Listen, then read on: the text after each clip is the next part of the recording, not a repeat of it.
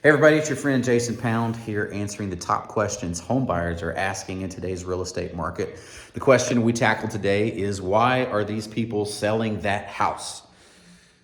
The short answer: it's complicated. People rarely move for one reason. They typically move because a life event is happening, there is a financial trigger, and there is a timeline of opportunity. Those three things combined typically trigger someone to make the move to sell their house. As normal, let me over explain. A lot of the times people want to know why a seller is selling their house because of two main reasons. Number one, they feel it gives them negotiating power in the negotiation if they know why that person is selling. And number two, they're nosy. They just want to know. You'll be surprised how nosy people get in a real estate transaction. Before I dig into the top reasons why people sell their houses, I think it's important that you know studies show that when two human beings are in a negotiation, if they know each other, they tend to act more fair. So the more you know about the people that are selling their house and the more you know about their situation, the more likely your empathy is going to kick in, and it actually does not give you an advantage in a negotiating situation. When we list our properties for sale, we do something called humanize the seller, and we want the buyers to know as much as possible about our sellers so that they will feel like they know them, they like them, and they trust them, and they will negotiate more fairly. And that is often how we are able to have such smooth transactions on the selling side. So be aware of that. A second thing that you need to know is real estate is heavily regulated in the state of Oklahoma, and it is against the rules for a listing agent to disclose the motivating factor for the sale of a property. So that being said, there are 10 main reasons people are selling their house. The number one driver in the whole United States is change of job. And whether that job is causing you to have a longer commute, or that job is in a different city, sometimes even in a different state, relocation due to job is the number one reason that people are moving. Number two, family size. If you are adding more kids to the mix, if you are bringing in aging parents, if you have additional long-term guests with special needs, you're going to need some extra rooms. Number three, the use of the space. It is very common in today's society for more than one person to work from home now. And more people are wanting a property that has multiple offices in it. That way, multiple people can set up their laptops and have a workspace that is dedicated to their job. Number four, financial. A lot of people in today's economy are hurting. Taxes have gone up, insurance have gone up, interest rates have gone up, and we now have people who bought during the buying craze of the COVID years, and they're now questioning the percentage of their income that they're spending on housing, and they're wanting to step back from it. And so they're trying to get out from under some debts. And what that means is, if you are trying to lowball somebody who's in a financial crunch, they have no equity, they have no cash, they have no savings. All you're going to do is lose a deal when you lowball somebody. We've had several sellers who were so offended by the lowball offers that they refused to negotiate further and just said, we don't want to do business with that person. So be careful with your lowball offers in today's economy. It may backfire and work against you. Number five, downsizing. You would be surprised how many folks, after their children move out, after they have retired from their job, they no longer need that work from home office. They no longer need all the extra space, and they are weary of all of the extra maintenance and upkeep that comes with a larger house. That is a very, very common listing reason for Jerica and I when we're selling houses. Number six, neighborhood positives and negatives. You would be surprised how many people are moving because they have had a negative experience in the neighborhood. We had one person sell because they got in an argument with the HOA. We had another person sell because of the barking dog next door. There are people who get tired of their situation and decide to do something about it. Also, on the positive side, there are people whose goal is to live in a particular neighborhood. For example, Belmar Golf Course, which was Toby Keith's golf course that he was a member of.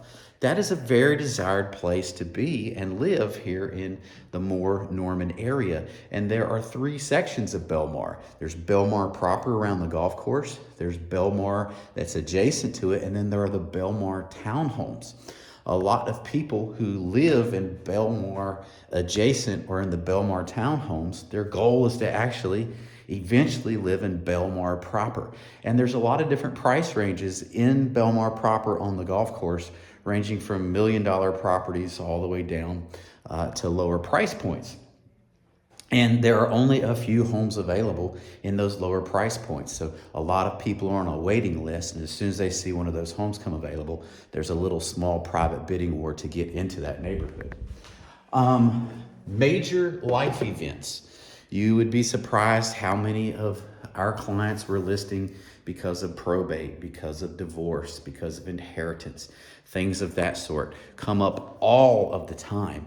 And when you are dealing with a family that's needing to liquidate an asset, many, many times you are living on the good graces of the individual who has the most cash flow. A lot of times when an estate is being settled, there's not an account with thousands of dollars of cash sitting around for the repairs to be done, for the mortgage to be paid. So there is a mixture of a time crunch associated with a major life event and a budget. So once again, if you go in and you lowball a family that is emotionally tied to a property, I've seen it more than once where they just shut down, refuse to negotiate with you, and they want to go back on the market and sell to somebody else, even if it's for less. And it's just because it's the principle of the matter to them. So be careful when you get a lot of cooks in the kitchen. Number 8, health and mobility. This is very similar to downsizing, but not the same thing. There are many, many folks who, once they've had knee surgeries, shoulder surgeries, arthritis kicks into their hips, they do not want to deal with the upstairs and the downstairs. Or maybe they don't mind the size of the house. They're just tired of dealing with 5 acres and they want to downsize to 1 acre or half an acre or something like that. So health and mobility cause many people to sell a good house, and they're not particularly motivated by money or a timeline. They just want to do it. So when you try to lowball these people, it often doesn't work out in your favor either. Number 9, market timing. You would be surprised. What's up, brother? You would be surprised how many people are selling a house because they bought low and they sold high. There are many people that when they buy a house, they have done a calculation and they're like, when it hits this value, I am going to sell. Often it is investors selling off the bottom 10% of their portfolio. Think about it. If you own 30 properties and you sell the lowest 3 every single year, then use those 3 to consolidate into a larger, better property. Slowly, you're increasing the quality of your portfolio, and you're also increasing the appreciation rate while lowering the actual number of units that you have. So market timing is a big one. Finally, identity. This one is similar to the neighborhood.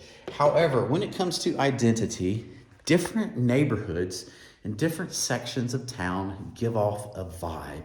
And there are some people who just feel that they have outgrown their neighborhood, or they have changed so much that they are no longer a good fit. When they bought this house, they were young, and then they were in their 20s, and now they're in their 50s, and their identity has completely changed. And they want to live in an area of town that represents their personality types. It is in alignment with their values. For example, here in Oklahoma City area, there are pocket neighborhoods that have landing strips for private airplanes and hangars. That's an identity based. There are unique locations that have stocked ponds and stocked hunting grounds, and you're actually buying into a hunting club. That's a different identity. There are prestigious golf courses. I already mentioned Belmar. There's the trails. There are these Twin Hills. There are these golf courses that are prestigious to be members. And so living on the golf course is one of the ultimate desires of that particular family. So identity is a big reason that people sell their house so that they can move into a preferred neighborhood. At the end of the day, it's a complicated reason that people sell their house. It's very rarely one reason alone. Number two, it is against the rules for the listing agent to disclose that. And number three, it does not give you as much leverage as you think, because once you know the real reason someone is moving, a lot of times your empathy kicks in. And one of the most selfish things you can do is actually stay emotionally uninvolved in a transaction so that you can be the most logical possible. My name's Jason Pound with Jerica Pound Realty Group, Keller Williams Mulinix in Norman. We service the entire Oklahoma City metro area with hyperlocal specialty and expertise in South Oklahoma City, Moore, and Norman. If we can be of service to you in buying, selling, investing, or building in real estate, don't hesitate to reach out. Peace out. Have a great life.